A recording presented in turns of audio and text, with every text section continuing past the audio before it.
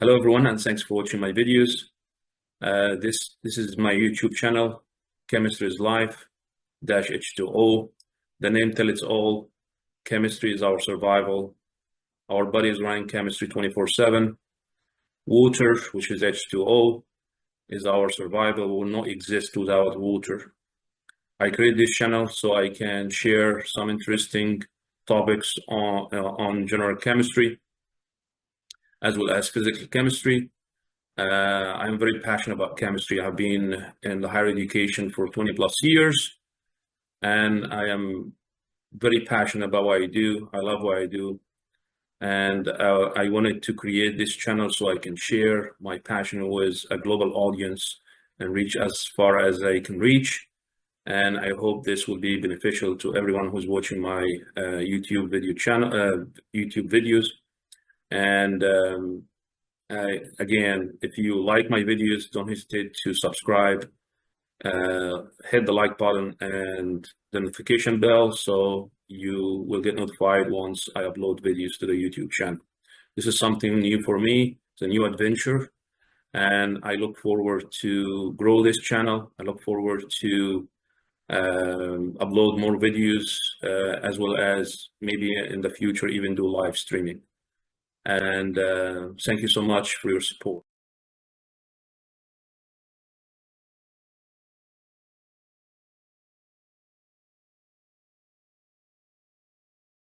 Starting with mass, you will have to convert it to moles. So how you do convert the mass to moles? By dividing by the molar mass. So what you see here is a flow chart showing you how to convert between different units to the mole. Mass over volume. So if you're looking for the mass, you multiply times density. So the volume times density, you can see what the action is. So showing you what action you should be doing. For the volume, you will multiply it by the density. You will get the mass. Once you get the mass, you will divide it by the molar mass, you will get the moles. Once you get the moles, you can perform chemical stoichiometry, as I mentioned to you. So you really want to reach that state. You reach that state, reaching the moles, based on what information is given. If you're giving molecules, it's much easier because molecules, you can convert molecules to moles, as you know by now, by dividing by Avogadro's number. So this is not something new. We can convert molecules to moles by dividing by Avogadro's number. So again, so this is pretty much all the calculations in terms of chemical stoichiometry in this course. What you're looking at right now can be different problems or different examples, but all of them will be answered through the moles. If you're giving volume, you will be given density. You will convert the volume to mass through the density, and then the mass through moles by the molar mass, and then you perform chemical stoichiometry. If you're giving the molecules, you're going to convert the molecules to moles through Avogadro's number, and you're going to perform chemical stoichiometry. So I hope this. So let me know if you have any questions. If something is not clear in this chart here, but really, this is a very important chart here, and I try to make it as much clear as possible. What is the performed action in each of these steps? All right. So this is chemical stoichiometry. What is the application to chemical stoichiometry? Because in a chemical reaction, you may end up having undesired product. And this undesired product is going to affect your yield. A yield means how much you're getting out of that product. So the first application to stoichiometry is the percent yield. We can use chemical stoichiometry to determine if a reaction is producing 100% product or 80% product or 40% product. And when I mean product, I mean desired product. Because sometimes there is undesired product, and the undesired product is not going to be used. So not all chemical reaction is 100%. When we perform all this calculation, we assume that we have 100% product. When we perform all this calculation, we assume 100% ammonia. We assume 100% water. So what you see here, when you perform the stoichiometric calculation, this is a theoretical number. A theoretical number means the maximum amount. This is the maximum amount you can get from water based on this information. We haven't conducted the experiment in the lab. We haven't entered the lab and conducted the experiment. We just did the calculations on our desk, and this was the calculation we got. So this is not necessarily what we're going to get from the lab. We're going to run the experiment in the lab, and definitely we can either get what we got in the calculations or less. You cannot get more. The lab cannot give you more. If the lab get you more, that means you did something wrong in weighing, or the beaker maybe had some moisture or water, you didn't dry it well. You had some additional weight that is not coming from the chemical reaction. So this is a human error, but you cannot get beyond 100%. Your maximum yield is 100% yield. So here is our equation. As you see, chemistry represents models. These models is applied to different, again, fundamentals. This is how we determine the percent yield. This is the model you're going to use to determine percent yield. What you need is just two yield, the actual yield and the theoretical yield. Where are you going to get the actual yield from? This is from the lab. The actual is what you're getting in the lab. Where are you going to get the theoretical yield from? From the stoichiometric calculation. So this stoichiometric calculation will give you the theoretical yield. So one of them is just doing calculations, using as what we did, and the other one is running the experiment in the lab and getting the actual yield. Once you get the actual yield, you're going to divide it by theoretical yield times 100, and that will give you the percent yield. So we have a scenario number one. Scenario number one, the actual yield equal the theoretical yield.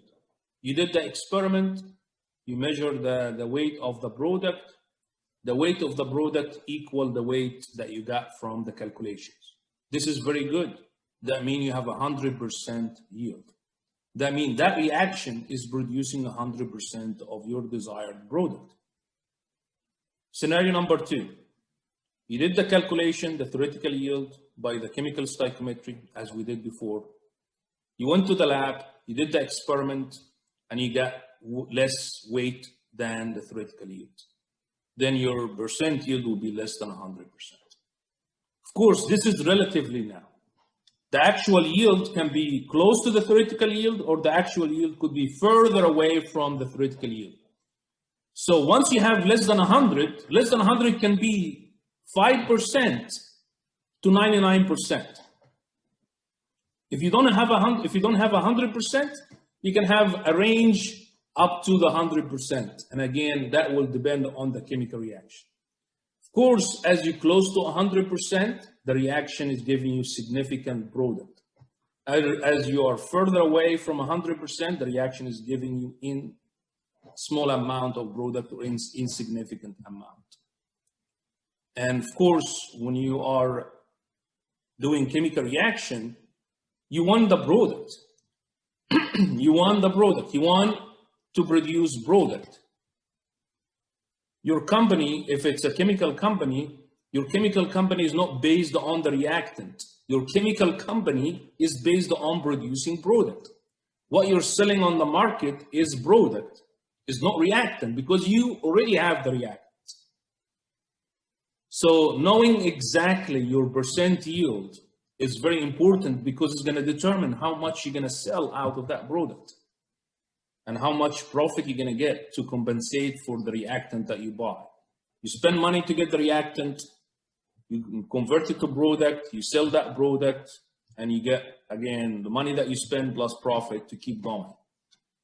So basically, this is a very important calculations, as you can see right now, in industry.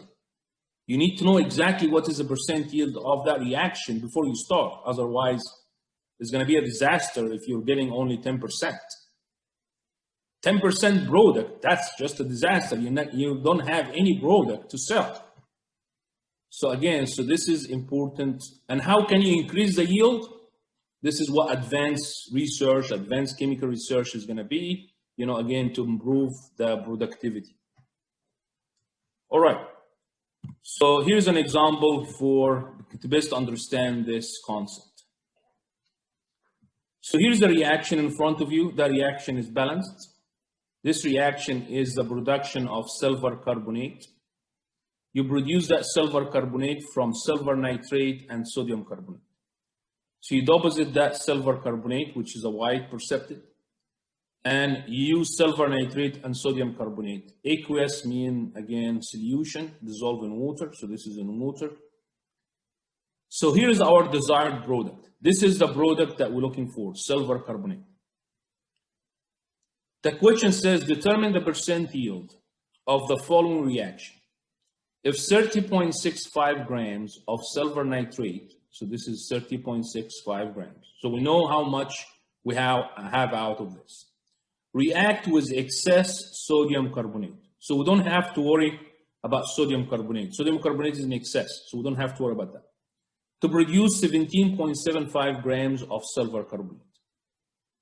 When it says to produce, the word produce means you already have that. It's an actual.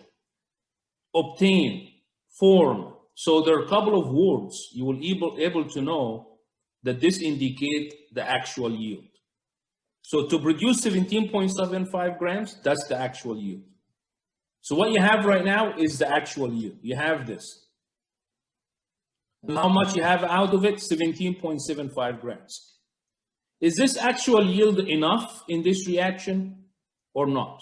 The only way to know if this actual yield is enough is to determine the theoretical yield. How can we determine the theoretical yield? This is the calculations. This is the stoichiometric calculations. This here, the actual yield come from the lab that you see given here. The theoretical yield come from the calculations. This will give you the mass. So this is what we'll perform to get the theoretical yield. So we need the molar mass for silver nitrate. We need the molar mass for silver carbonate. So here is the molar mass for silver carbonate, 275.74. Here is the molar mass for silver nitrate, 169.87. Where we got that from? From the periodic table, from the atomic mass of the different elements. All right, so we're ready to do stoichiometric calculations. What's our first step? The grams of silver nitrate. We're going to convert the grams of silver nitrate into moles. So step one, converting the grams to moles by dividing by the molar mass. Then multiplying by the mole ratio. 1 mole of silver carbonate divided by 2 moles of silver nitrate times the molar mass of silver carbonate. So this is the grams of silver carbonate equal the grams of silver nitrate divided by the molar mass of silver nitrate, which, so 30.65, which is the grams given. This is what the grams given. Divided by 169.87, which is the molar mass of silver nitrate. Times the mole ratio between silver carbonate, which is 1 divided by 2, times the molar mass of silver carbonate, which is 275.74. Multiplying this, we got 24.87. So what is this 24.87 represent? This is represent the maximum you can get. And the maximum you can get is the theoretical yield. This is what the maximum you can get in this reaction, 24.87. Do we have 24.87? No, we obtained 17.75 grams. So clearly we don't have 100%. So how much yield do we have? Divide the 17.75 by the theoretical yield, times 100, and you will get 71.37, which is not bad. Again, as I said, closer to 100%, the better. You can improve that, again, by doing advanced research and improving the productivity of the reaction. But this is how you determine the percent yield.